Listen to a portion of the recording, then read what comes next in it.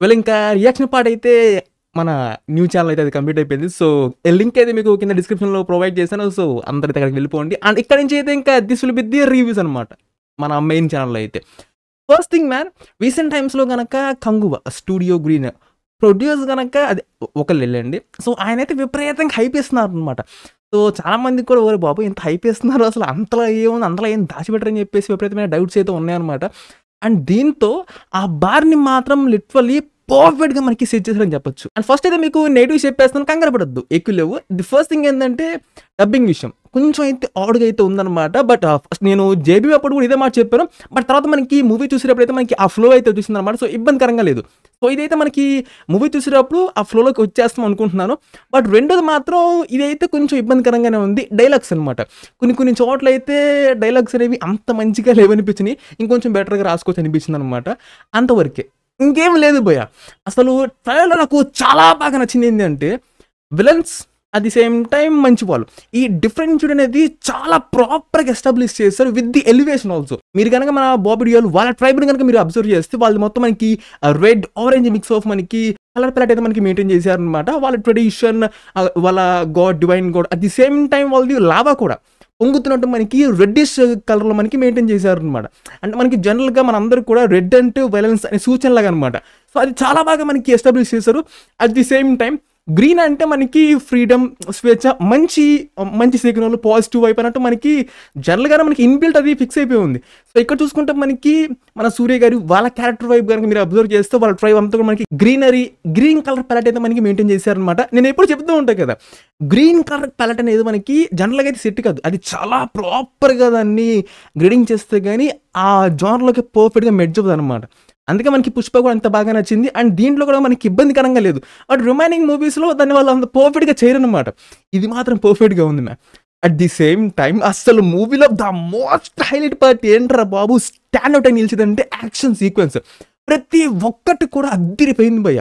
అసలు మీరు ఆ బోట్లో కనుక అబ్జర్వ్ చేస్తే ఒక్కొక్కటి చేతులు మొత్తం నరికేసి ఆ సంచిలో పెట్టేసి సముద్రంలోకి అయితే విసిరేస్తున్నారు అనమాట. అట్ ది సేమ్ టైం మనకి అడవిలో కూడా యాక్షన్ పార్ట్ చూసుకుంటే మన సూర్య గారు బాణం వేసేది కూడా మనకి డిఫరెంట్గా డిజైన్ చేసుకున్నారు.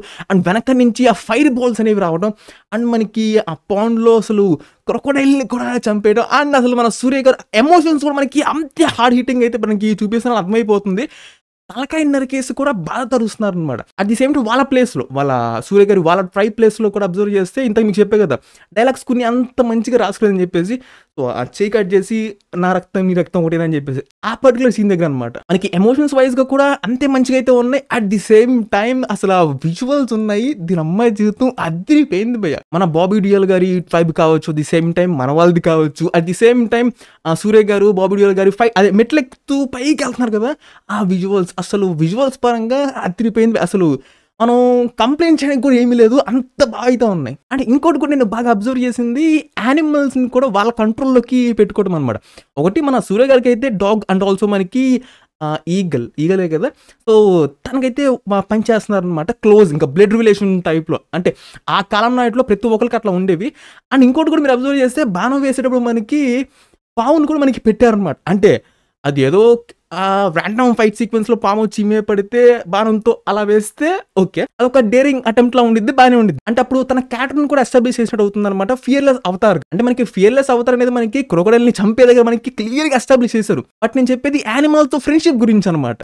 కానీ ఒకవేళ పొరపాటున పావుని ప్రత్యేకంగా తీసుకొని బాణం మీద పెట్టి ఇసిరారు అనుకోండి, అమ్ము ఇంకా ఇది ఇంకా నెక్స్ట్ లెవెల్ అయితే ఉండిద్ది. అండ్ అఫ్ కోర్స్ మన డిఎస్పీ గారు ఎలా మర్చిపోతుంది, దినమ్మ జీవితం రీసెంట్ టైమ్స్లో ఒక ట్రైలర్లో ఇన్ని డిఫరెంట్ బీట్స్, మ్యూజిక్ ఫ్రెష్గా ఉంటాం, అందులోనూ ప్రాపర్గా సింక్ అయ్యి మనం ఎంజాయ్ చేసే విధంగా ఇవ్వడం అనేది నాకు మాత్రం చాలా హ్యాపీగా ఉంది. బట్ ఒక చోట మాత్రం అంటే మొదటి నుంచి నేను చాలా మంచిగా ఎంజాయ్ చేశాను.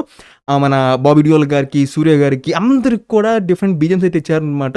అండ్ ఒక చోట మాత్రం ఒకటే కంటిన్యూస్గా కొంచెం ఎక్కువసేపు పెట్టారు. నేను వెయిట్ చేస్తున్నా, అబ్బాయి ఏంది ఇంకా మార్చలేదని చెప్పేసి అది ఇంకొంచెం ఎక్కువగా సాగతీయకుండా అక్కడ కూడా మధ్యలో ఒక డిఫరెంట్ బీట్ యాడ్ చేసి ఉంటే చాలా బాగుంది అనిపించింది. అంటే కంప్లైంట్ చేయట్లేదు, ఇంకా ఫ్రెష్గా ఇంకా ఇస్తూనే ఉంటే చాలా బాగుంటుంది అంటున్నాను. సో నేనైతే వీళ్ళ మధ్యన గొడవలు అనేవి మనకి ఇప్పుడు మీరు కనుక బాగా అబ్జర్వ్ చేస్తే ఒకటి మాత్రం మిడిల్లో అనమాట. అంటే మనకి ఎప్పుడన్నా కానీ ఇద్దరు గొడవ పట్టడానికి ఏదో ఒక కాన్ఫ్లిక్ట్ అనేది క్రియేట్ అవుతుంది. సో దీంట్లో మీరు బాగా అబ్జర్వ్ చేస్తే ఆ షిప్స్లో కానీ, ఆ అడవిలో కానీ, ఆ బంగారం దానికోసం అయితే ఫైటింగ్ జరుగుతుందన్నమాట. సో అన్ని పాయింట్స్ వచ్చేసి ఇక్కడే ఆగి ఇంక ఈ 2 సింపుల్గా మనం red and green Bobby Deol గారు, సూర్య గారు, ఇలా వీళ్ళ మధ్యన అంటే ఆల్రెడీ వాళ్ళకి ఘర్షణ అనేది ఎప్పటి నుంచో ఉంది. అండ్ ఇక్కడ ఇంకొంచెం ఎక్కువగా రగిలింది అనుకుంటున్నా. కాన్ఫ్లిక్ట్ అనేది ఎక్కడ క్రియేట్ అవుతుందంటే దిస్ ఈజ్ ది వన్ అనుకుంటున్నా. దిట్స్ మై అజంప్షన్ మాత్రం. అండ్ ఇక్కడ మాత్రం ప్రతి ఒక్కరు కూడా మంచిగా డ్యూటీ అయితే చేశారు.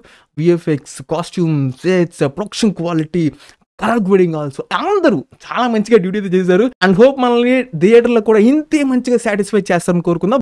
And yup and everything is rock solid, అంత చాలా బాగుంది. And this one goes for the absolutely diamond, అంతే. That's in diamond man. So yup and yup, that's it. Subscribe if you enjoyed and I'll catch you on the next one.